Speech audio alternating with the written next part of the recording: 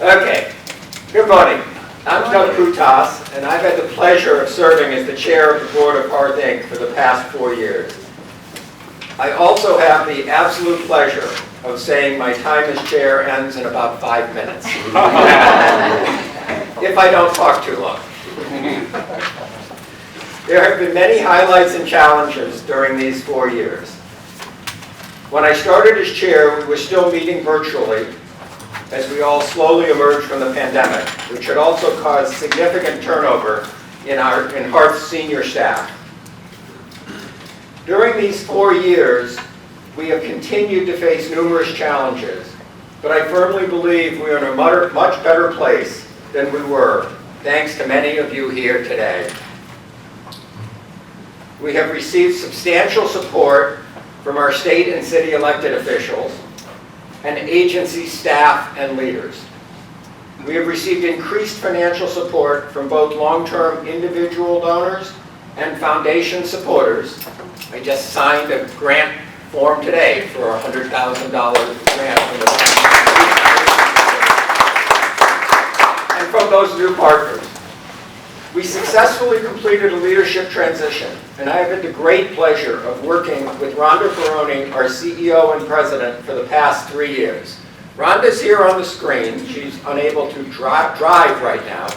I've been trying to keep her from getting too actively re-engaged because she's getting permission to drive, and I explained to her permission to drive is not the same thing as being allowed to commute from Peabody down Route 1 to the south end at rush hour. Those are two very different things. I'm not sure anyone should be allowed to commute. Hearth is very near and dear to me. I've been on the board since 2009. I didn't think it was that long until we went through the board list reviewing start dates. And will continue to support Hearth as long as we are both alive. Ending elder homelessness, and frankly all homelessness, is a moral imperative. I am not turning over leadership to move on, but rather to bring forward leaders who can do more than I can. Stacy Zowell will be an outstanding chair. Jennifer Malinsky is a nationally recognized leader in housing research and economics and will be a great vice chair. And as I said last year, I am very proud to have returned Hearth to its roots as a female-led organization. I want to recognize my predecessor and dear friend Kevin McCall, who as past chair has continued to serve on the executive committee for these 4 years. Kevin has served well over a decade on the executive committee, an amazing contribution. Greg Manousis and Matchett have very ably served on the executive committee in their roles as clerk and treasurer. Thank you both. They're going to continue those roles, so they don't get to go away. Now we have a little bit of business to conduct. Greg, will you please come up to conduct the election of the new board members and officers? Yes, thanks. Good morning. Good morning. I'm going to propose the nominations of each of the executive committee members separately, and then I'm going to list the motion to re-elect the board members at large to their next term, and I'll do that collectively. So the nominating committee has approved the motion to appoint, actually I think we can do the officers all at once. How about that? Move things along.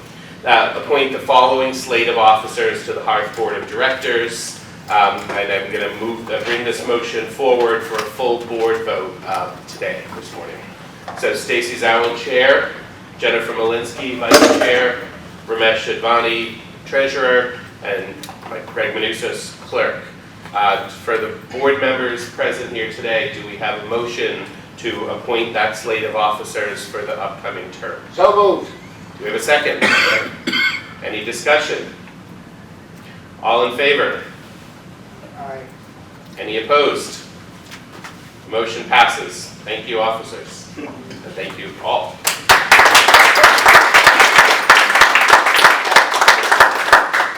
And the nominating committee has approved the motion to re-elect the following individuals to a one-year term on the Hearth Board of Directors.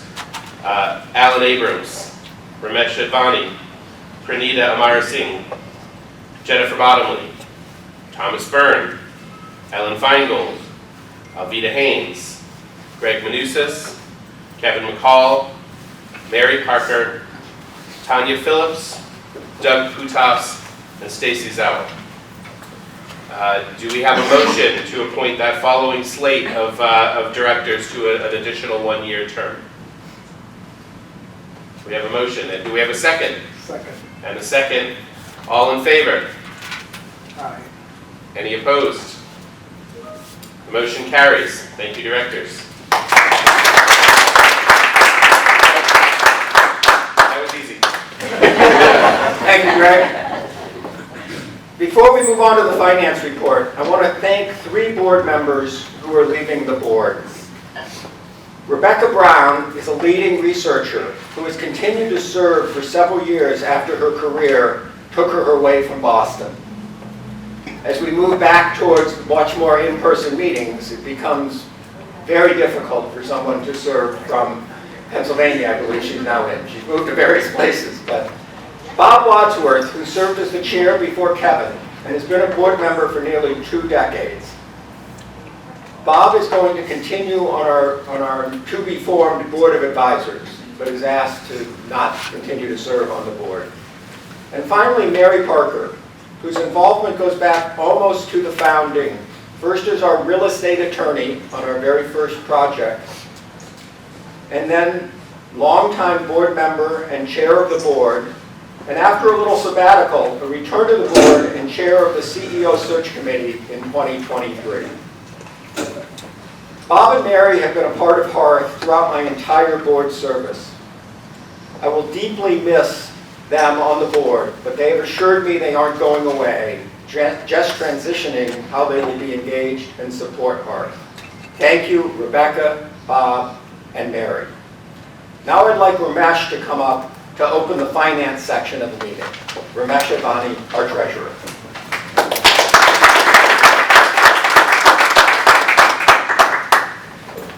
Thank you, Doug.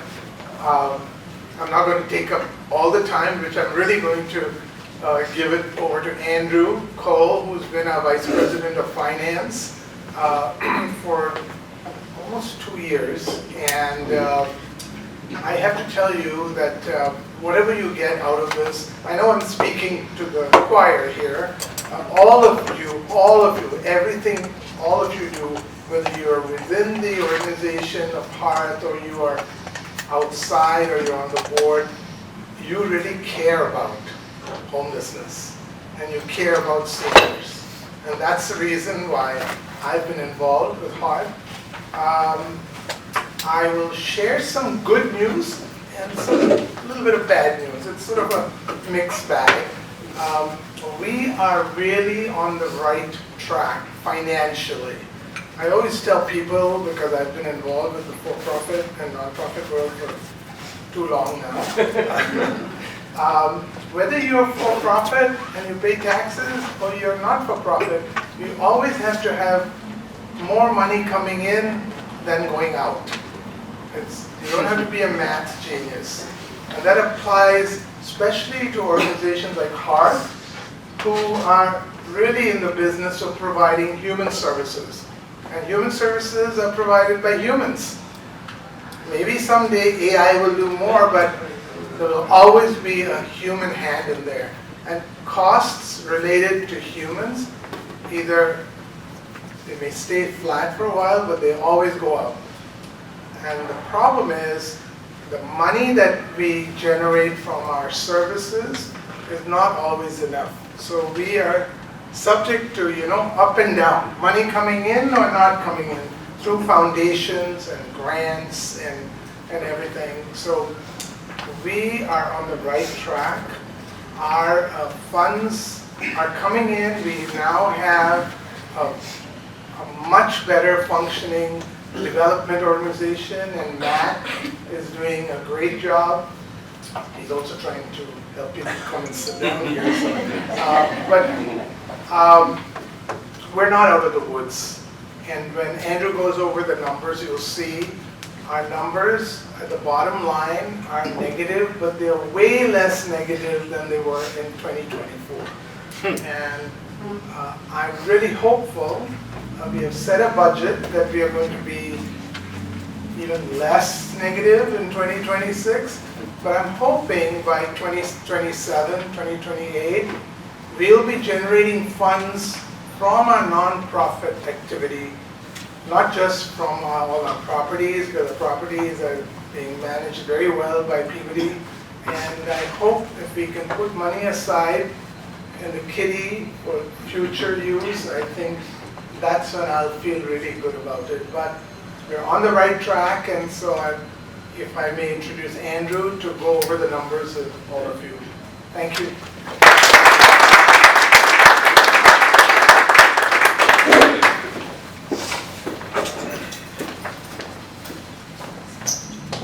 Great, well, thank you, Ramesh. Welcome, everybody. Last year was my first annual meeting, and I talked about my excitement for the future, about joining the organization. Again, I got bit down a little bit because I said my exciting phase was not quite exciting enough, but I'll take it for what it is. But really, I stressed three things. I really have three main areas of focus, and that's protect Hearth's assets, ensure efficient use of our resources, and consult and advise the operating and program areas, and serve as a strategic advisor to our board of directors. That's really it in a nutshell. A lot behind it, but if I can sum it up, that's really what my responsibilities are. So Doug hit on this, but 2024, we kind of considered a bit of a transition year. We really, truly just emerged from COVID. The public health emergency didn't end until mid-2023, technically, if you will recall. We had some changes in senior leadership, and we are also working on a new 3-year strategic plan as well. So again, when you look at the figures, just keep that in mind, that it was truly a transition year, and that's what we refer to it as internally. The biggest thing I can say is that we made a determination as an organization that we weren't going to cut services or programs. That was a decision we decided, and it's a decision I'm very proud of and happy that we did. And the good thing is, because we have a strong balance sheet and healthy reserves, we could do that. Not every organization could do that. So now talking about 2025. Again, significant progress. Revenue grew 11% from 2024. Very healthy growth. We actually decreased our expenses. To Ramesh's point, we're a very people-focused based organization, but through efficiencies and reevaluating how we deliver our services, we're actually able to decrease our total expenses a little bit. And our operating loss was about $200K in 2025. 87% improvement from 2024. In 1 year's time, that's almost unheard of to turn it around that quickly. That tremendous amount of effort, again, the board, senior management, staff, our partners. So a lot went into making that happen, but a huge thank you to everybody that assisted with that. So I'm going to hit on a few key things here. Again, how did we do this? Fundraising and advocacy efforts. Our fundraising, we increased the number of donors, the average donation. Our fundraising increased 42% from 2024. Again, huge increase in 1 year's time. And we also generated a new source of revenue, advocacy dollars. $400K related to capital improvements specific to our properties. So a new source of revenue for us, which is great. Our rental income also increased 10% year over year. Again, that's increasing the rental subsidies and reimbursements. Huge thank you to Peabody, our property manager. Again, I really do consider them a partner in all of this. All the work they do to get every dollar they can get for us with these sites. A lot goes into it. And again, as I mentioned, expenses, we still held in check, which is fantastic. And some of this was getting a little creative with our employee benefit design, still adding value, but trying to minimize the premium growth best we could. And additionally, just being mindful of expenses overall. We always have to be the nature of our organizations that resources are tight, so we have to always look at our expenses. Ramesh hit on this, but a few areas we need to still kind of focus on. The biggest thing, increasing the service utilization, making sure we're seeking reimbursements for our service delivery. So that's really going to be our big focus kind of going forward. We're in a pretty good place with our properties. Again, always looking to improve things where we can. But the supportive service side of our organization is crucial. That is key to our model. So we have to make sure that it's generating, like say margin, I like to avoid the profits word because I know some people don't always like that. But we have to generate margin. We have to cover our expenses with that type of program. So this is a ratio that is near and dear to me. It's something that I would like to always make sure our senior management team is very aware of, our board is aware of. This is our program expense ratio. So 79% of every dollar we spend goes directly to our programs. We aim to keep that between 75 and 85%. That's generally best in class. So the fact that we are there, we actually improved it from 2024, is great. That helps us when we're going and talking to organizations, donors, funders. This is what they want to see. There's a lot of donors in the room, myself included. This is what I want to see when I give money to our organization. So again, there's always going to be overhead, administrative costs, but this is something that everyone in this room should be very proud of as well. It's a great ratio and something that I look at on a monthly basis.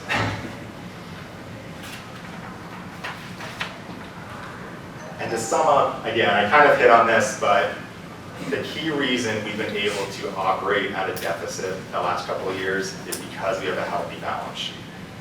If we didn't have the reserves we have, we would have had to make very difficult decisions, potentially cutting programs or making adjustments.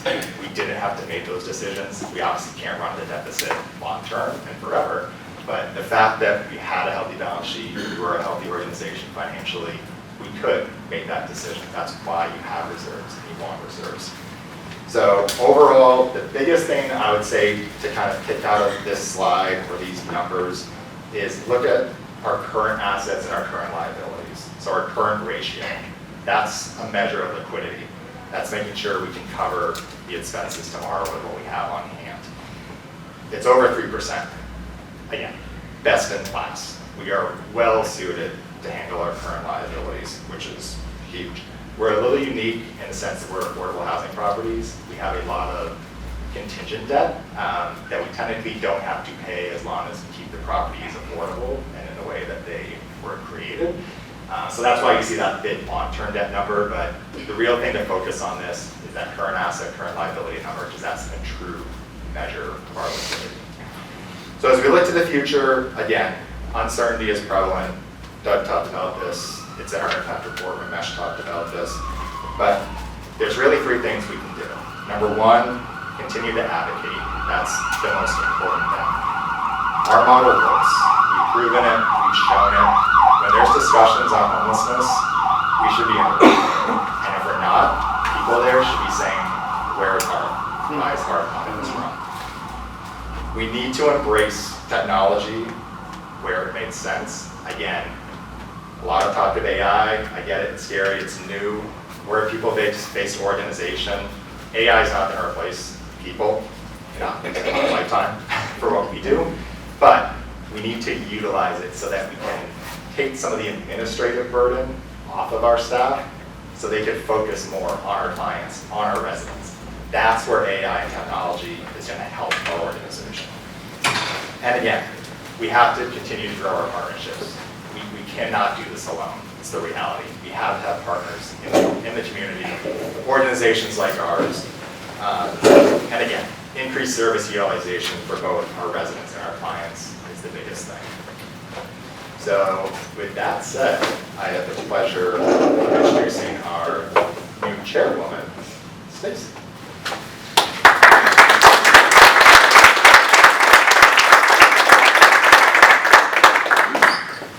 Thanks, Andrew. And this is a really wonderful opportunity to have my first job to introduce Nemo.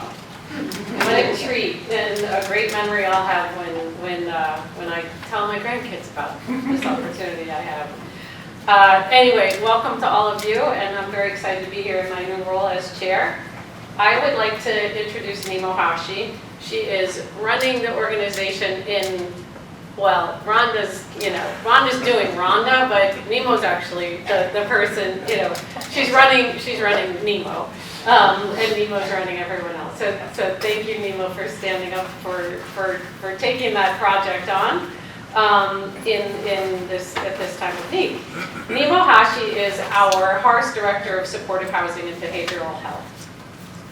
She joined Hearth in 2021 and has been a dedicated leader in advancing our programs to help older adults truly thrive in a safe, stable, and stable and supportive communities. With more than 15 years of experience in social services and elder care, she brings her deep expertise in behavioral health, care management, housing stabilization, and innovative person-centered program development. Through her compassion and commitment in this person-centered care, Nemo guides her team in supporting residents across 7 housing sites, and she plays a vital role in furthering Hearth's mission to end elder homelessness. And now we'll get to know even more about what she's up to.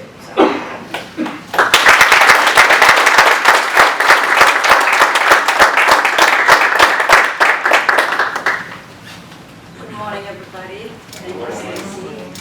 I'll try my best to fill a large shoes and very important shoes today for Rhonda. I want to start by saying how honored I am here to be here with you today and how seriously I take the responsibility of speaking at this moment.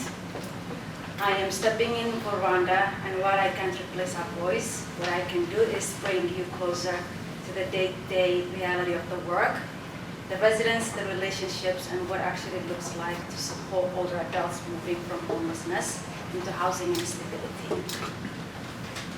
In many ways, I represent the people behind the scenes. I'm often the person residents have to get used to seeing. I am the one knocking on doors, checking in, asking how someone is doing, even when they don't always want to answer first. Over time, I became part of the routine. In any way, I became part of what they are adjusting to, and that word adjustment is what I want to talk about today. We often talk about housing is the goal, and it is. Housing is essential, housing is a human right, but what I see every day is that housing is not the end of the story. It's the beginning of a new phase, one that requires continuous adjustment, especially for older adults. Because aging on the street is very different from aging in stable and permanent housing, the physical toll is greater. The health needs are more complex, and the system that exists, shelters, temporary housing, are often not designed for older adults. They are not built for limited mobility, they are not built for chronic health conditions, they are not built for people who need quiet, stability, and accessibility just to get through the day. They are not built for people who need quiet, So when we talk about housing for older adults, we are just talking about a roof. We are talking about the foundation that makes everything else possible. Without housing, there's no stability. Without stability, there is no path to health, community, or dignity. At heart, housing is the start point, but it's never the whole solution. Because once someone moves in, that's when different kind of work begins. Our model is built around what we call supportive housing. That means residents are not just given a key and left to their own. They are surrounded by a network of care, wraparound services. There's a 24-hour concierge, someone always there, always present. They are nurses, social workers, program managers, clinicians, care managers, and resource specialists. People whose entire job is to make sure residents are not having this transition alone. And one of the most powerful things we see is that many residents are introduced to their first time to the system of support they didn't even know existed. They learn they get transportation to medical appointments covered by their insurance. They get connected to the city resources like Age Strong. They access services through organizations like Central Boston Elder Services. For many residents, this is the first time they are not trying to figure everything on their own. But even with all of that support, the transition into housing is not simple. It requires adjustment, and not just one adjustment, but many. We see this continuum of care. First, there's the adjustment of homelessness itself, then the adjustment to navigate systems that are often confusing, limited, or not designed for older adults. Then the adjustment to finding housing, which is increasingly scarce, especially housing that meets accessibility needs. And then finally, the adjustment to moving in. And that last one, the adjustment to housing, is the one people often underestimate. Because from the outside, it looks like the problem has been solved, but from the inside, it's completely new reality. I want to share a quick example. We had a resident who moved into an apartment of one of our Hearth sites. Her own space, her own bed, and a place that was safe and secure finally for her. And for the first 2 weeks, she did not sleep in her bed. Instead, she slept in the couch, on the couches, in the common areas, the hallway, and the den. When asked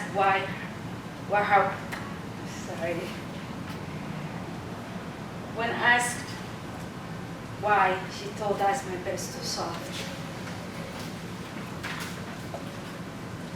But that wasn't the whole story. What she was adjusting to was something much bigger.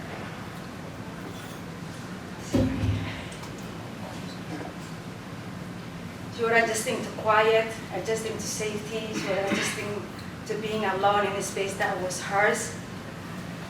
After years of being in this environment where she always was alert, always aware, always surrounded by noise and uncertainty.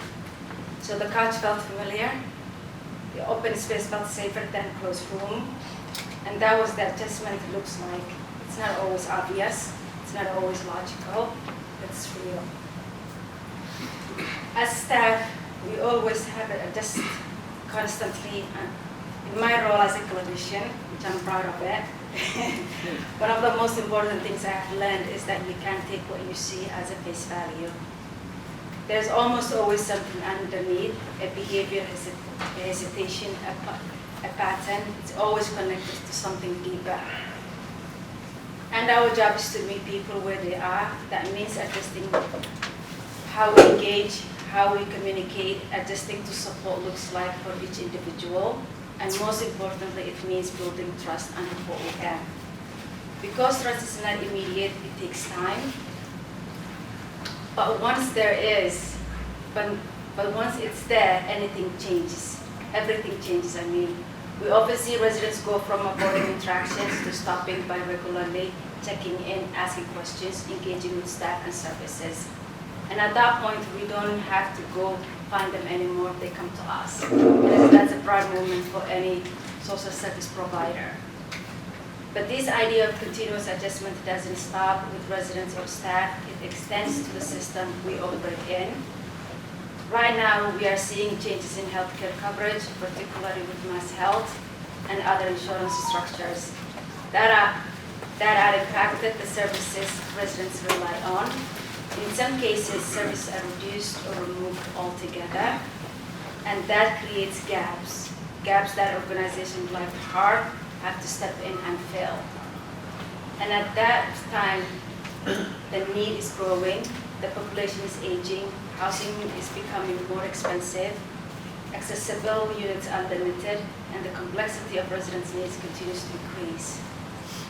So while residents are adjusting and staff are adjusting, the system around us also needs to adjust. Because if they don't, the burden shifts to people who are already carrying the most.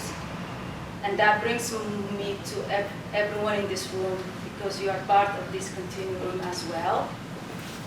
Because at the end of the day, housing is foundation, but it's not the finish line.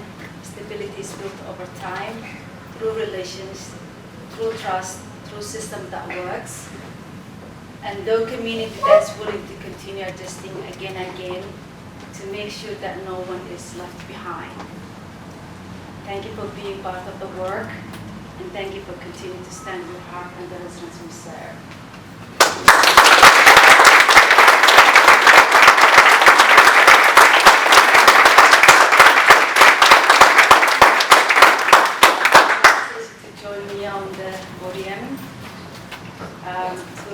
present the award of the champions.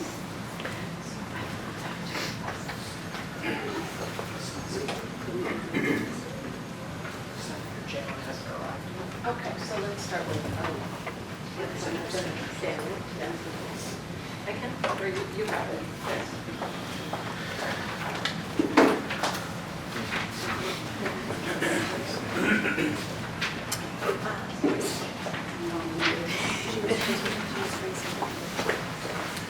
Well, it is now my pleasure to introduce Representative Stanley. It is a pleasure to have you here today to recognize, and we want to recognize him as a public servant who has spent his career focused on something that truly defines the strength of our communities, how we care for one another, especially those who have spent a lifetime building them. Representative Tom Stanley understands that housing is more than just a roof over somebody's head. For so many seniors, it's about stability, just like Nemo was just saying, stability, independence, and the ability to remain in the communities that they know and love. Throughout his time in the Massachusetts House, Tom has been a thoughtful and steady voice on these issues. He recognizes that as our population ages, the need for safe, affordable, and accessible housing only grows more urgent, and that meeting that need requires both urgency and compassion. He has been a strong advocate for policies that help older adults age with dignity, supporting not just housing, but like Hearth, the services and the community connections that allow people to live independently for as long as possible. Because Tom knows that for seniors, housing isn't just about where you live, it's about how you live. That understanding is what makes his leadership so important and impactful. Tom approaches his work with a practical mindset and a deep sense of responsibility. He knows the decisions made on Beacon Hill directly affect whether someone can stay in their home, remain close to their family, and continue to be part of the community that they helped to build. And he has consistently worked to make sure the answer to those questions is yes. That is why it is so fitting that he's being recognized today by Hearth as one of our housing champions. Thank you.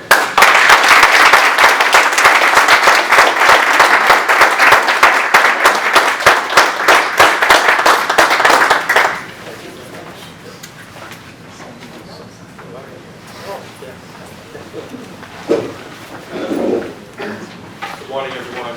I don't want to take up everyone's time, but I asked my staff to give me some talking points for today about what we've done at the state level, and it was really, really long, too long,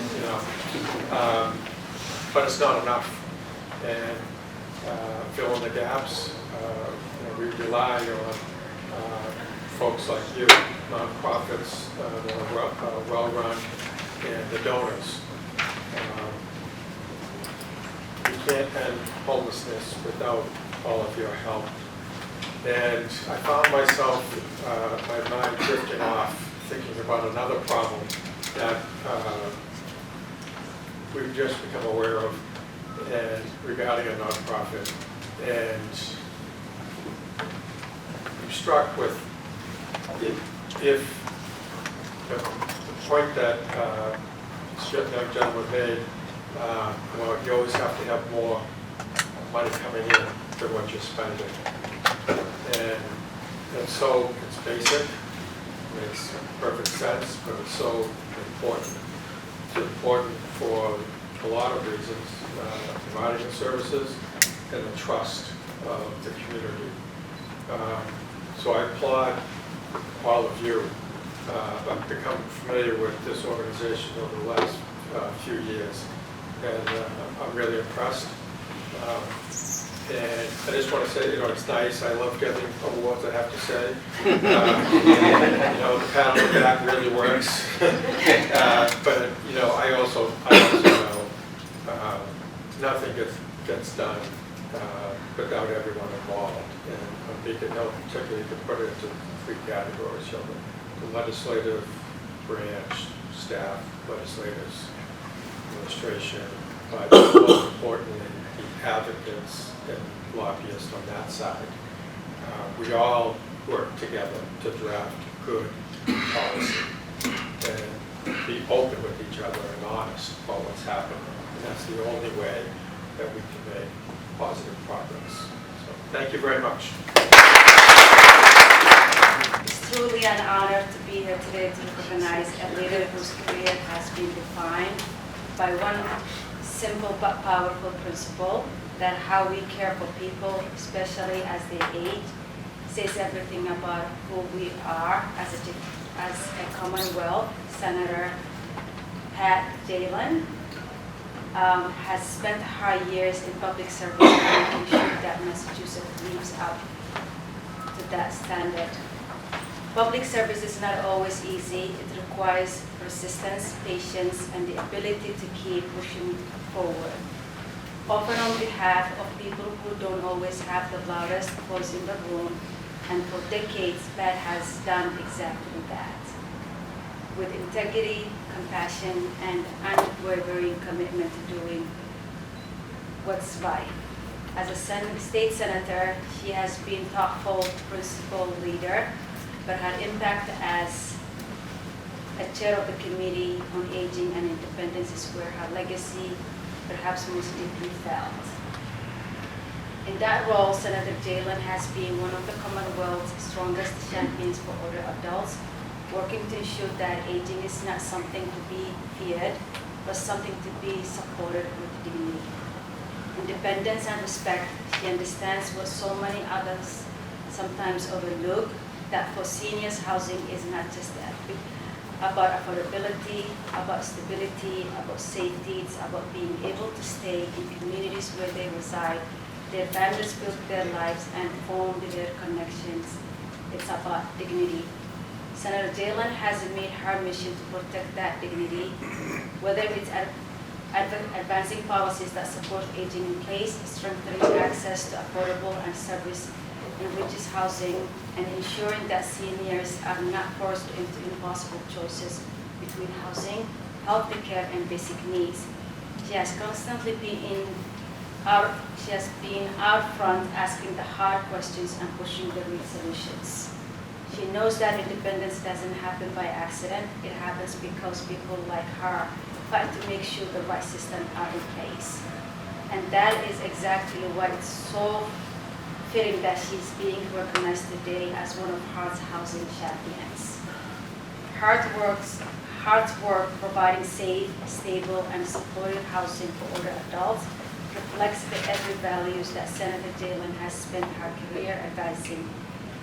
The belief that everyone deserves not just a place to live, but a place to live well. Beyond the policies and the titles, what truly sets Pat apart is how she leads. She listens, she brings people together, she approaches every issue with both intellect and empathy. She never loses sight of the fact that behind every policy debate is a person whose life will be impacted by the outcome. Massachusetts is stronger because of her leadership. Countless seniors across the Commonwealth are living with greater stability, independence, and dignity because of her work. So today, as we thank you for your years of service, thank you for your leadership, and thank you for reminding all of us what it looks like to truly serve. Please join me in congratulating Senator Pat Jehlen, one of your Hearth's housing champions.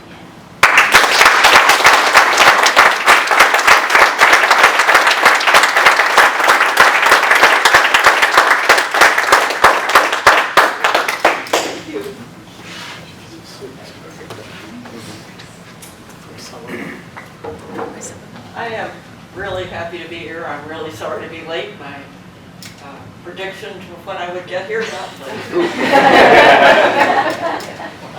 But I'm here to thank you. I was over the top. I'm here to thank you, not just for all the care and housing that you provide for older people who would otherwise not have care in homes, but also for teaching people like me. You were among the first to teach me and many other people about the crisis in homelessness among older people. And I almost never talk about older people or homelessness anymore without saying that the fastest growing group of people who are unhoused are people, older people. And I'm glad to say that there was a whole commission set up last year to discuss and make proposals for how to end your homelessness and provide homes and security. So if you all haven't seen it, you should read that, and then we should make it happen. But that, I think, some people think that the problems we're facing now, the economic problems we're facing, are coming from the federal government. They are much, much bigger than that, and they are long-term, and they will require really hard solutions. It's not just that there are more and more older people, and fewer and fewer younger people providing services and paying taxes. It's also that people who are growing old now are people who didn't earn enough during their working years. And I think particularly about the people who provide care now and are paid so little. Imagine what will happen to the CNAs now when they hit retirement age. I know a woman in Somerville who is working as a home care assistant and is 82. She's taking care of younger people. So it's that, it's the imbalance, but it's also, and it's the lack of having made enough money. But it's also the decline of defined benefit retirement systems. So people just simply don't have, but that's only another symptom of the rapid transfer of income, wealth, and power up. And we have to be conscious of that in every decision we make. When we're talking, I'm not going to talk about some of the decisions we're going to have to make in a couple of years, but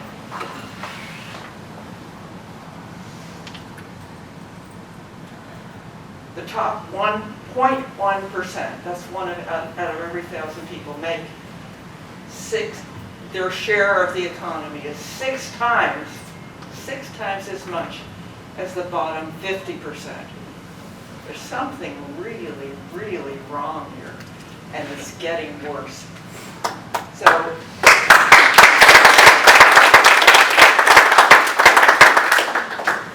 it's not happy. I just want to say that one of the things that I'm paying attention to, and I hope you all will too, is the loss of naturally occurring affordable housing. That there is this notion out there that if we just build everything everywhere, it will solve the problem. First of all, not in my lifetime. But second, in the process, at least in my district, naturally affordable housing is being destroyed to build luxury housing. And there is no question that there was good testimony at the rent stabilization hearing that there are submarkets, that building luxury housing reduces the cost for people in that market and the cost for people in for middle income people and lower income people goes up when you build more luxury housing.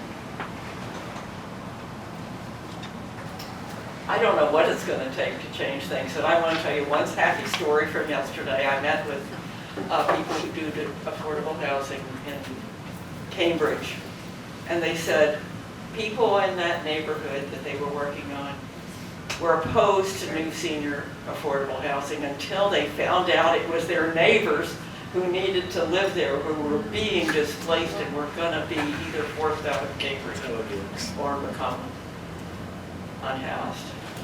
So when they knew the faces of the people that they were helping, they were in favor of the housing. This is HRI, which does such important work like you do. So, I don't know, that's more than you. I just wanted to say thank you.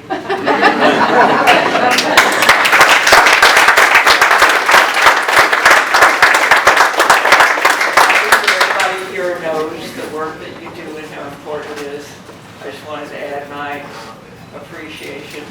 I've been chair of this committee of the age committee since before I was an older person. Quite a while. And I think that my awareness of the problems is largely due to people like you, and particularly about Hearth. And I appreciate you so much.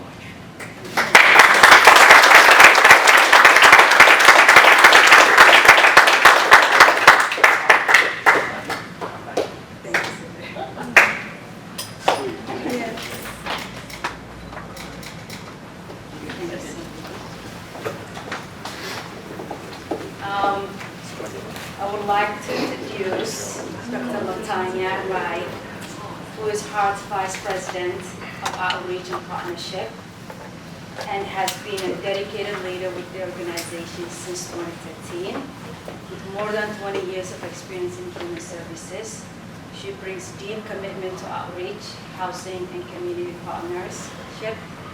Focused on ending elder homelessness, Dr. Wright is the passionate advocate for older adults and voice in our field. Please join me welcoming Dr. Wright, who will now to the opening.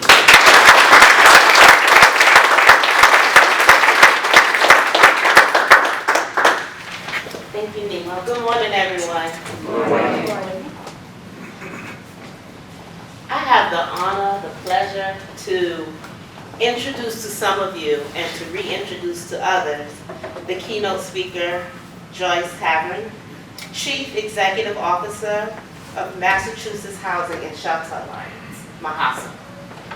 Joyce Tavon has dedicated her career of 30+ years to the mission of reducing and ending homelessness, especially through housing solutions.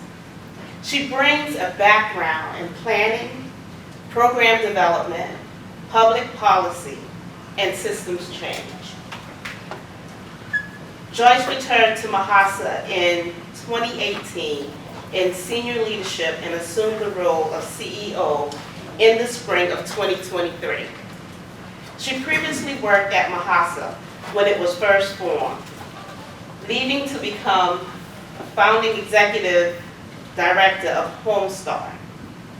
Other prior experience includes leadership roles with Father Bills and Mainspring and the South Shore Network to End Homelessness, as well as years of consulting in fundraising, technical assistance, strategy, and assisting communities with their HUD continuum of care planning and applications for funding. Let's welcome Joyce Tavon.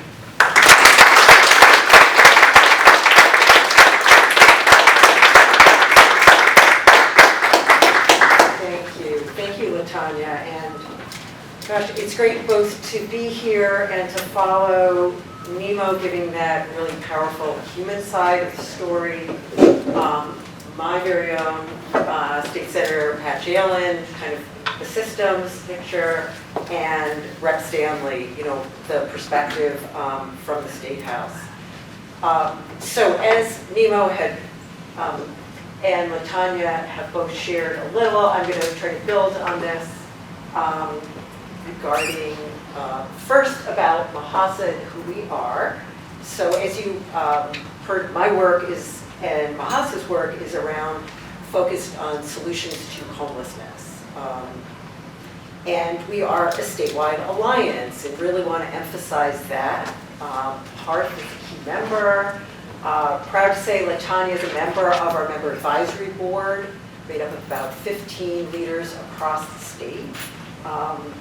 And we bring together about 100 community organizations from around the state, all focused on how are we addressing and ending homelessness. And it's really important to us who are doing the kind of advocacy and policy work to hear directly from those on the front lines, like the leadership at Hearth, who are actually kind of running shelters and day programs and providing housing and all the rest. And I guess real quickly, big buckets of what we do: we advocate, we engage, convene, and we're always looking to innovate. And as we do this work, we're also very guided by what is the data telling us. So, I say this with hesitation because there are some key researchers in the room and on the Hearth board. But we all know that as our overall population is aging, the data is also telling us, as Senator Jehlen pointed out, that the fastest growing group experiencing homelessness are older adults. And I know Jennifer Malinsky from your board spent time talking about all of this, and Jennifer, you can kind of correct me my data later. I think, though, there's agreement on some of the key big points around this, that there are a couple of trends going on here. First, there is the aging of those who are chronically homeless. And that, as we have this ongoing, shortage of housing and access for people who have fewer resources, we are seeing people who already had behavioral health issues and all, and they're remaining homeless longer, and now they're aging with all those complications. And now there is this newer trend, and that is the growth of older adults who for the first time are experiencing homelessness after age 50. And I think Senator Jehlen hit on it, all of the systems issues that are leading to this.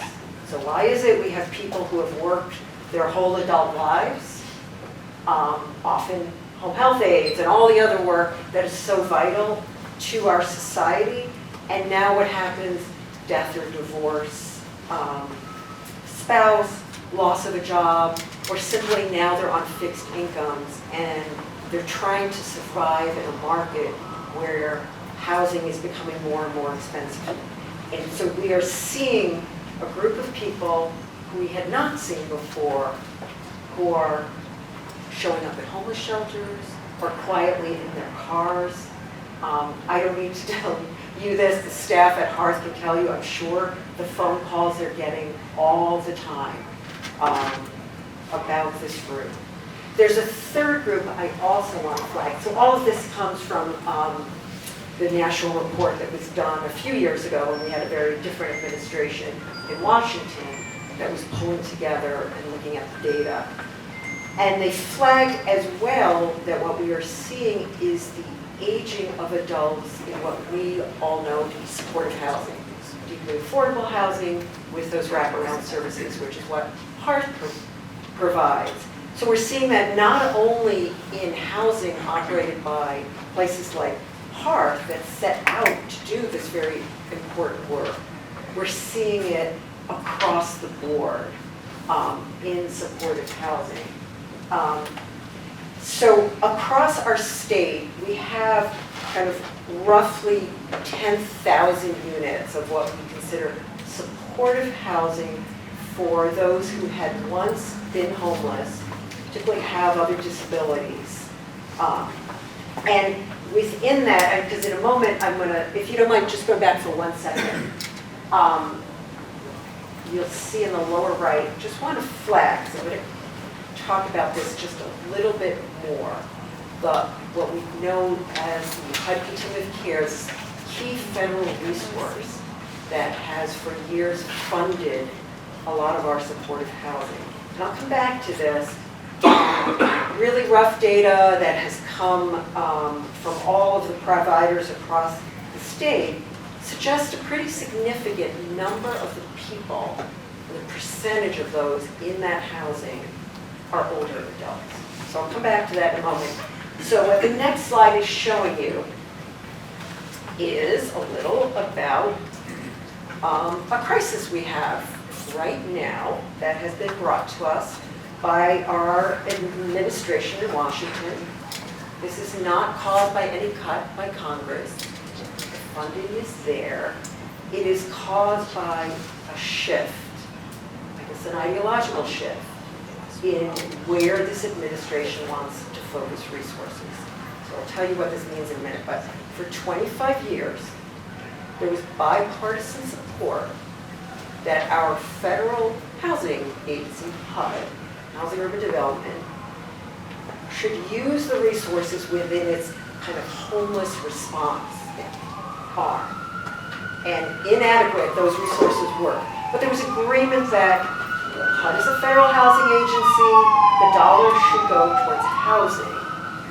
And there was also agreement that the data had shown us that the best way to respond when people have been homeless a long time and have complex conditions is housing, care and services, which is what Hearth is in the business of doing, supportive housing, that this is the vital approach. So now, new administration says, homelessness is on the rise. What a crisis we have. And their response is, let's take that small amount of money, $3.6 billion nationally, that was being spent to keep people, get people and keep them housed, and let's just shift it into short-term services. So this is a map that is just telling us a little, like, what does this mean for Massachusetts? And my organization's role in this is to help us understand the dollars, and I won't go into all the details, the dollars come to this state to 11 different regional entities. Boston's pretty clear, it's Boston, but around the state there are different ones. And the impact and importance of that money wasn't always clear because it's going to these 11 entities. So as this crisis hit about a year ago, when HUD said, we want to change how we do things, an organization, MHSA, started to look at this data and said, hey, we realize $91 million is coming into this state every year that is essentially funding the rent for people. They're not homeless now, they used to be homeless. And they also typically have complex disabling conditions. And as I kind of flagged earlier, we now understand probably roughly 37% of them are older. So I just want to take a moment, because I'm here showing you numbers, and take a moment to reflect on Nemo had talked about earlier, and that woman who had been homeless such a long time, and when she first moved into housing and was sleeping on the couch in the common area, because that behind every one of these numbers, I'm here to talk, our group, we talk about the data and the numbers and 3,800 units at risk, but I don't need to talk, there is a human story. And as a colleague from one of the other organizations said, as we now are figuring out what to do now that these funds are at risk, and she said, like, these people aren't, they're not potted plants that you can just kind of move. People have stabilized, they've settled in, and they've thrived. I won't take us through all of the details, but essentially HUD has a fair amount of leeway around this particular money. It is different from Section 8 or public housing. It is an arm within HUD that is able to do an annual competition. So they have a fair amount of leeway to shift how they want to use the dollars. Not quite as much leeway as they think, so there is, court cases right now and litigation going on. But it is, of course, it's also creating a lot of instability in the field, and it is hard for all of us who do this work and care so deeply and devoted our lives to how are we adding and creating solutions to now find ourselves in rooms figuring out lifeboat strategies. And then also, and Nemo touched on this as well, when we add to this HUD crisis, also what is happening with Medicaid and the impact that's going to have across the board, but very much so for older adults. And Medicaid is not solely just the health service that someone gets when they go to their doctor. Medicaid also is a foundational support that pays for a lot of intensive day services and support services in supportive housing. So I've hit you with a lot of grim news. That seems to be what I do these days when I go out to events. So what are we doing about it? Let me flag 3 things that we're doing right now on these federal threats. I mean, one is just this elevating the importance of this resource, because it's kind of a small piece within a very big federal budget, kind of has flying under the radar. And really, to our state administration, legislation, to have them understand how vital these resources are. And then, of course, suddenly, you know, in the last year, we had to do a very big pivot and give a lot of our attention to federal entities. Secondly, we have been digging in and working with our state's housing agency around the contingency planning. We know the state is not going to come up with $91 million, happily to fill this gap. So we are working with them on like every possible resource and strategy that we can use.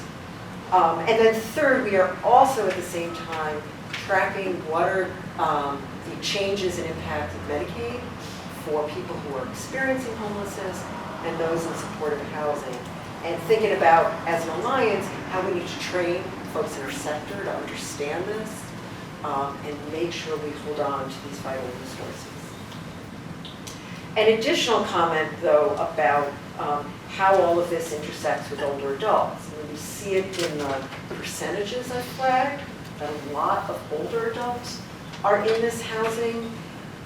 Additionally, before we were hit with this crisis, for MHSA, we had really started to prioritize more attention to this phenomenon of rising older adult homelessness, and we're beginning to partner with the kind of sector that provides general older adult services, aging services, and the homeless sector, and how do we kind of connect those two better so they understand one another and we improve our resources. And we are, I will confess that this last year we've all been kind of hit with whiplash and forced to give a lot more attention to the federal crisis, but we also recognize we have to keep our eye as well on the aging of our population, and those experiencing homelessness and supportive housing, and the solutions.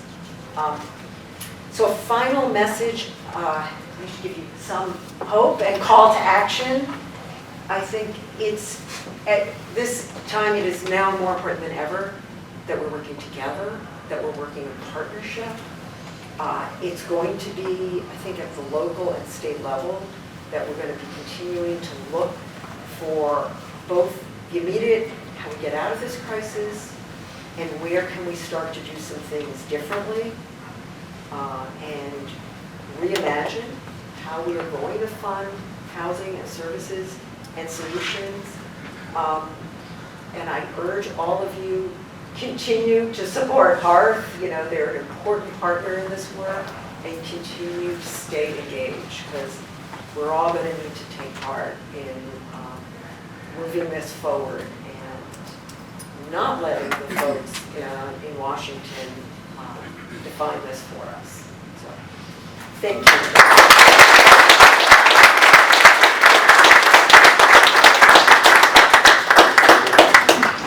Good morning. I need a microphone. My name is Bob Martelli. I'm a former journalist for the Boston Globe. Spent 20 plus years working in communications and marketing. And I will say, professionally and personally, this organization has changed the trajectory of my business and my life, and here's how. 4 or 5 years ago, I was going through a transition from my business and the agency that I was running, and wanted to separate from a kind of a money-driven, kind of capitalist tech environment to more mission-driven work. I happen to speak to a lovely woman from Everett, Massachusetts, Rhonda. I have a lot of energy, and I'm the bull in the china shop, but she is the bull in the china shop. Whenever she's on, I want to work with her, and I said, to this day, all my work is focused on working with organizations that are mission-driven and impact-focused. I want to work with good people doing good things, and the stories I hear from Nemo, the team, the board, Doug, all the way down from Lisa's story that was in the Globe a few months back. It's so impactful, and the work that you do is hands-on, and it happens over time. So adjustments, absolutely, federally, locally, but also sometimes it happens right here, right? And that's what today's about. Take this energy. As my grandfather would say, less jaw, more paw. Let's get the work done. Let's get into it. So I'm going to try to get us up on time, so no we're a little pressure time here. But my job as an annoying former reporter is ask these really talented ladies some questions about what they spoke about today, or context, and if there's questions that you want to ask the panel here as we get into it, feel free. You like microphone? Yes? No? Think so? Yes. You good? Yeah. Why don't you hand it, just, Yeah. let's use it just in case. All right. So, my first question, I'm stand up. Now that you know, based on your context of your presentation and understanding where the organization is going, what's Hearth's role from your perspective in moving this forward in this mindset of adjustments? Well, I think this role of elevating older adult homelessness, and as you've been doing, being an advocate on it, a provider of quality housing and programming is so important. And, you know, continuing to both do that day-to-day work and engaging with organizations like ours to be part of our kind of bigger picture work around the state. So critical. And from an adjustment perspective, Nemo, you have all these stories, right? We hear these stories all day long. And 2 years ago it was about soaring. A year ago it was about inspiring action. Now it's about making those adjustments and getting to work. From your perspective on a day-to-day workflow, what does that day-to-day work look like? And why do you continue every single day to show up and do the work? First of all, you gotta love what you do. The work we do is not an easy work, which requires us to adjust on a daily basis to ensure that our residents and clients that we serve, that we provide the support and the resources that they need, which means making sure that they adjust into a new environment, into new pieces of staffing and neighbors that they come. So the day-to-day work is always just a fluid of adjustments, regardless of what support we provide. From your perspective, what do these adjustments look like in the next 6 to 12 months? Outside of what's going on politically, but you know, a lot of the work happens on the ground, right, day to day. From your perspective, thinking about the data, what do these adjustments look like in the next 6 to 12 months? It's a tough time. You know, I was showing a map of where there are units all around the state that have this immediate risk. Some good news for Hearth, immediately you don't have a lot of units, but there's some that you're affected by. It's all of us kind of working together to understand what this impact is going to be, and that we work and continue to push our state administration to be a part of working on solutions, so it is not left to every nonprofit to kind of figure this out on their own. We need to be doing this collectively. Takes the proverbial village, as they say, right? From your perspective, Nemo, what's the next 6 to 12 months look like from Hearth's perspective, considering your partners' collaboration within local community? What's that look like in the next 6 to 12 months? It's stabilizing those we have currently to age in place and with dignity, and also, as Andrew said, to make sure that we provide more resources and services for them in terms of, you know, advocating and getting whatever finances that we can do to provide more resources and services for our residents. And that can only happen on a state level and federal level. Sure. I think one of the messages I've heard in the last 6 to 12 months, you know, Stacy and others, is focusing on public policy, what we can do to impact legislation, and data helps with those conversations. So from your perspective, what kind of rooms does Hearth need to be in to have these conversations and move these policies and legislation forward? Well, I urge LaTanya's continued involvement with our member advisory board.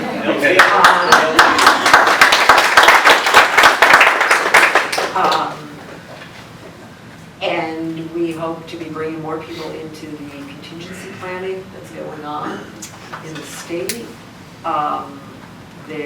We were also part of, as was Hearth, the older adult summit and the kind of ongoing planning and policy work that is happening there. So I think it's going to continue to be important for Hearth to be involved in that. Nima, from your perspective, you mentioned adjustments.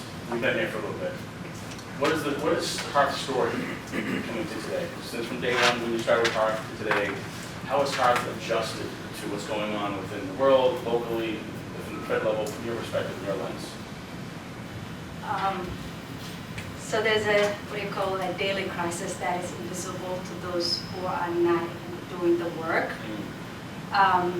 Speaking from a personal experience, I started as a clinician with the agency. I get to watch as I grew into my roles, what Hearth does and what we adjust to daily basis in terms of from providing resources that is decreasing on a daily basis, making our older adults are aging and they're required to move to a higher level of care, which at times is very difficult to find a placement for them. So as an agency, we try to, keep them in place, but by reaching out to outside agencies to provide resources and to keep them in-house so they can at least age in place, even though they need a higher level of care. So Hearth is on a day basis, we are moving around to make sure that we provide enough disciplines. So we're using our residents. Well, you had a slide that had a lot of data on it. For me as a reporter, I would always scrutinize data because if it's 90% of this, it's also 10% of that. What is the data not telling us that we should be focused on? There's a story behind the data, right? Because data can be used to tell your perspective of your story, right? And for me, my perspective, our job is to carry that white flag, to tell the story of the least citizens, the woman on the couch. Yeah. So how do we as an organization take advantage of this wealth of information to talk to our legislative partners and move the story forward the way that we can hear it? Because other than Andrew, I see an Excel spreadsheet and I see Greek, right? But for me, what's the story here we should Well, I focus think there's a critical story for you all to focus on that we're not getting enough data on is that quiet, hidden homelessness of older adults. I mean, I know, and I'm sure our legislators will confirm this, I know when I go and meet with legislators now, even who cover suburban districts, they say, yeah, we hear about the older couple in their car behind the Walmart parking lot. So there's a lot of that. I know when I've helped with some of these homeless point in time counts, where, several people in their cars. And I suspect a lot of the folks in their cars, and when I've gone with homeless outreach workers, they say, those folks are not coming necessarily to our outreach programs. They're not defining themselves as homeless. It's fine, but what happens then when their car breaks down and you're spiraling down, or you're older and you have more health issues? So we don't have much of any data, but that's a critical story that we need to understand. Question? Yes. I'm so glad you brought up the COC because that has been on my mind since it came down, and it is such it flies in the face of data which shows that housing first and long-term housing is stability versus the idea, and some of us have been in this business for a long time and saw transitional housing not work. So is your map saying that if that money doesn't come through, those people then become homeless? Yeah, so this is a really hard one. I mean, I have been in literally gut-wrenching meetings. I was in a meeting recently in Boston. Like, what does this mean? And there are different scenarios.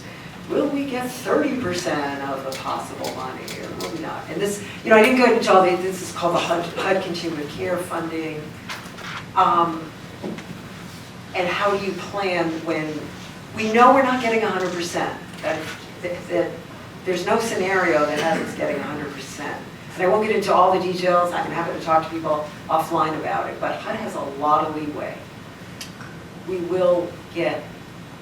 anticipating some. There's also litigation. What does that mean when you're in litigation and you're, think of Hearth's partners out there who depend on this money to pay rent to landlords. Do you send next month's rent when things are in litigation and you don't know if your contract's going to get renewed? Like, what do you do? So it's a very tough time. How do we start working with the people who live in this housing? And the landlords there's a lot of uncertainty. We're going to be doing everything we can to preserve tenancies, save units. We may have more people who need to be kind of moved to other housing if that's available. And then I had sort of a larger follow-up question, because this is a national issue. Are there organizations that you're part of just within New England? Like, should Hearth also be looking for partners within New England as a whole? Well, we've certainly been much, much more involved with our national partners, National Alliance to End Homelessness, Corporation for Supportive Housing. So it's been done less kind of I mean, there are kind of cohorts. Yeah, should Hearth. It's, you know, it's heavily been the organizations that directly get these funds. Hearth is indirectly, but it's really effective. And we all are. We're all in the same ecosystem. But yeah, I think we have to keep our eye on this, and the impact is national. Follow up on that? Any other questions? Right here. This is a whole room full of people who believe in the cause and the mission. How would you guide me as an individual to influence the 99% of people, forget even other states, even in Massachusetts, because when I started to talk about the winter walk, I was astounded at how many people reacted positively to me, but they didn't know anything. People don't know anything or even want to get involved with supportive housing. They've heard of affordable housing, but what would you say? What do you do with it? I mean, I urge you to be a messenger, because I fear one of the things that happens is that when people see rising homelessness, more people out on the streets, and the tragedies of our kind of opioid epidemic, and people in crisis for mental illness, unfortunately, there's some people who are like, oh my gosh, there's nothing you can do, this is awful, government's not working, right? So you are the messenger of what does work, of supportive housing, helping people understand that, helping understand that you can get behind those solutions, and actually the data shows it, that they support the organizations that are doing this work, they elevate these issues with their legislators. I mean, we've been talking as we strategize, this hits locally. You know, how are we engaging mayors, right? Because, you know, HUD wants to walk away, the mayors are going to be dealing with what does this mean now in our communities. We have a question back here. Yes, sir. 41 years ago, I stepped away from my country and defended it. And I have a permanent souvenir from the Philippines. My wife lived in a paradise-type atmosphere. And because she's never experienced the brutal, bitter cold of Boston, she got a side effect or something like that, and her right hand is like permanently numb on one finger, and it swells up. I took her to the Boston City Hospital where I was born, and when they found out that we were homeless using 39 Boylston Street, they basically treated like trash and forced us out. They said, well, we ain't got no services for you, you know. I have the discharge papers, they made up some kind of issue.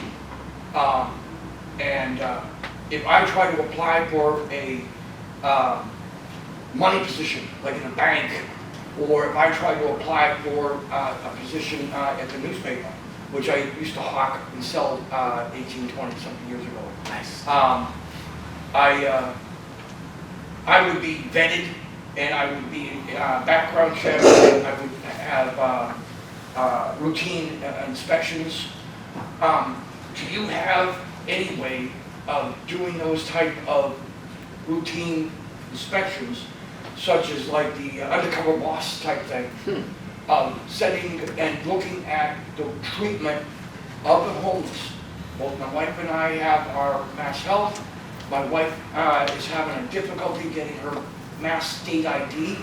I grew up with all the Kennedys. I grew up with Paul Saunders.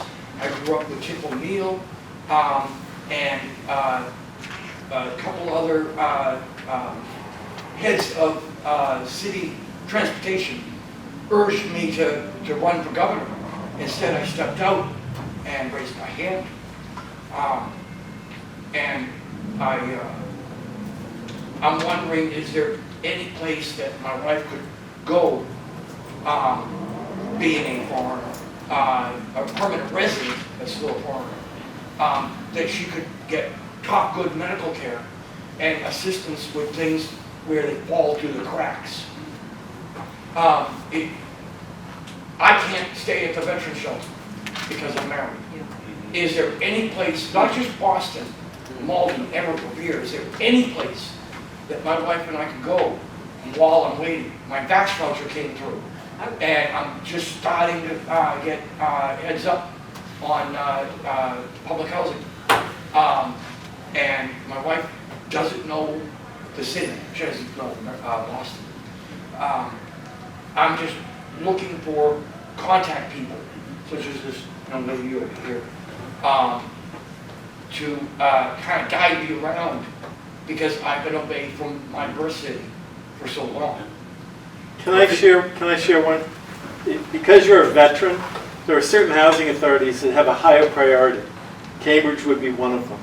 And typically they expect you to be a resident. They give veterans a higher priority. And because we don't really have a lot of veterans in need any longer, if I were you, I would look for any affordable housing authority that has veterans as a preference. You'll bump up pretty quickly. I'm not computer literate. I'm wondering if there's somebody that... It must be after. Well, if I understand, you have, the lingo is VASH, so you have that's a housing certificate. This is one of the last resources still available to support veterans. It sounds like the challenge is, where do you stay now until you can use that? I'm over at the Night Center. Okay, right, but somewhere more stable than the Night Center, right, because that's one of the few places couples can go. My wife is 64 and I just turned 61. Yeah. Sleeping on the floor is Right, very that's good. what the Night Center is, you sit on the floor. I mean, we can talk offline Yes, I understand. about, there are potentially places for couples, but I do want to just flag a few things. One, you bring up an important issue, that there are couples that experience this, and where do they go? And then secondly, the concerns like you're describing, like people just getting bounced around, you know, like this pinball game, and discharged, and kind of, which just makes it all worse. There was a couple of city managers that said, just don't say you're homeless. And when they put down the address you live in, it's 39 Boylston Street. That's St. Francis. If anybody is aware of that, 31 Walker Street, again, that's the Night Center. Once somebody starts catching on that there's a lot of people living at that address, they realize that it's a homeless, and we get garbage treatment. The last thing I'd say on this, and this goes back to, I think, the kinds of partnerships, like the folks at the staff at Hearth are hearing these stories, like what is happening and how people are bouncing around. And then our, like Mass Housing and Shelter Alliance, our work is like, and I won't get into like discharge planning and inappropriate discharges. We're trying to take all of what you see on the front lines and then do the kind of systems work and take this to what is going on? Why are people being put through this? I'm afraid that my wife might lose one of her hands because it's affecting her finger. It's going down in the palm of her hand. Someone said Mass General and just don't say you're homeless. But and like I said, we both have Mass Health. I don't know where to turn. I don't know what to say. Well, I'll tell you what, you are absolutely in the right room, number one. Number two, thank you for sharing your story, because that's, thank you for your service, and that's an awful situation you're going through. But you're in the right room here. Let's have some conversations and see if we can get you connected to the right people. You did have a comment, question? Just Yeah, sorry. thank you. Thank you for that. Quickly, so this is one of the areas that legislators really help, cutting through the red tape. I represent Waltham, and I have over, on average, 1,200 constituent cases a year, different things. So if you talk to someone here, and they will either connect with the local legislator or myself, Senator Jehlen, and we can help cut through the red tape of all those different areas. And it's my understanding that if you're a veteran of public housing, you go to the top of the list. Even above pregnant women, you go to the top of the list. So, and it is, like you said, there's very few veterans that are not housing because of choice due to things like mental health and substance abuse. Excellent. So you're in the right room. Let's have some conversations, get him connected. Absolutely. His wife, thank you for sharing the story. We're just about out of time here. I just want to thank Nemo and Joyce for sharing their stories. One more question? Yes? The only other one is Boston Housing Authority has 10 to 12,000 units of affordable housing. There are certain HUD programs where they have failed housing and looking for redevelopment. They can turn them into RAD, housing voucher subsidies. Is there any talk with the Boston Housing? Are they here in this room? Because they are the Godzilla of housing, and that they have a resource. We've learned just dealing with Hearth that it takes a lot of management to keep up our efficiencies. They have enormous capacity. They have great advocates in Washington and others for them. Are they part of this picture? Because if they were to look at their own housing and maybe carve some things off, turn them into these vouchers that places like Hearth and others can create housing that do supportive housing for those in need, even for those in the Boston Housing Authority developments who can't live there independently any longer. Because I do a lot of walking, and I go out of my way to talk to homeless people. Many of them were in the Boston Housing Authority at one point, and they're living under bridges now, and they need unbelievable help. Nima knows this, and they shouldn't be missing from this. If we're talking about this advocacy, nobody knows HUD better than the BHA. Well, funny you should say that. Yeah. So in a meeting just earlier this week, we were looking at contingency planning within the city of Boston. We said, we've got to bring the housing authority to the table. So yes, we're bringing them to the table at the city level, the state level. We're asking the state to use its role as it is kind of a state housing authority to bring more of the housing authorities in. And then nationally, I would go into the issue of RAD, but long term, how can some of these kind of conversions happen to save housing? Thank you, Nemo. Thank you to Stacy. Appreciate it.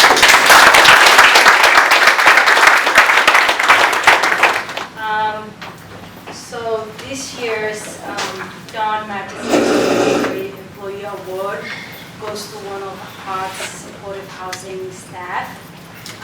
That individual is not here with us today, but I would like to invite his Director Supervisor, Michelle, to come and accept the award on his behalf and say a little bit about him.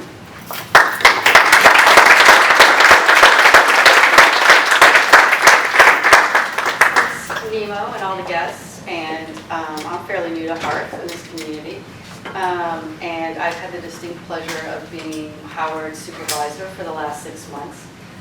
For those of you who don't know Howard, he is part of our ACCS community team. He's an ACCS outreach worker. We have a subcontract with DMH to provide wraparound services for individuals with major mental health issues. And he is our peer support mentor who shares his lived experience with our residents. And he's been with Hearth since before the pandemic. For over 6 years, 7 years. He always changes how long he's been with Hearth every time I talk to him. So I don't know for sure. But one of the things I like to think about Howard, he obviously fills a lot of gaps. He accompanies our residents to appointments, cancer appointments, which are very stressful, regular appointments to Mass Mental Health. He goes shopping with our residents. But some of you might know him for the joy he brings to this agency. And we've talked a lot about resources and gaps that need to be filled and the difficult situation we all find ourselves in. But we haven't really talked about joy. And we do this because of joy. And he is the face of our bingo games. He is the person a lot of our residents just go to talk to. He is very funny. He's a musician and he's in the choir. And he, I think, just represents what Hearth stands for. And he's also, what particularly gets this, is in his 6 months with me, we have radically changed his job. And he has been basically meeting with all of our 45 residents for the last 6 months individually. Even for those who don't really seek him out, he is a face that they can go to. So I really, It's an honor. I'm honored to accept this, and unfortunately, he is at the dentist.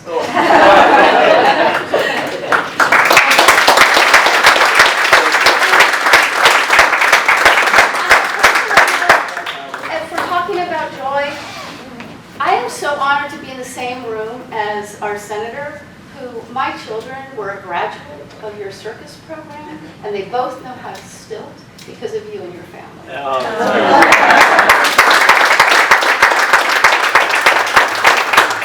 Okay, I can't top that one. I stole the mic from Nemo. She was supposed to wrap up. I just wanted to say a couple things. One was, for those of you who don't know, the Don Matchett Award was created during my time as chair. And I was a massive advocate. We tragically lost Dawn 3 years ago to cancer. She had Nemo's job. I can't figure out what all these people do. My wife's an elder social worker, and I can't figure out what all these social work jobs are. But she had Nemo's job before Nemo. And just was an extraordinary social worker. And we want to recognize in her spirit, in her honor, the people who go above and beyond. And, to me, Dawn died of a medical disease, but she worked herself to death. I mean, she was so dedicated to it, was working so very hard. So I just wanted to make sure that the legacy of Dawn, there are many people in this room who have come to work with Hearth as employees or as advocates or as everything else, wouldn't know who Dawn was. And Dawn, one of the most special people of all time. And thank you all for your commitment. I'd love all the Hearth staff to just raise your hand who are here.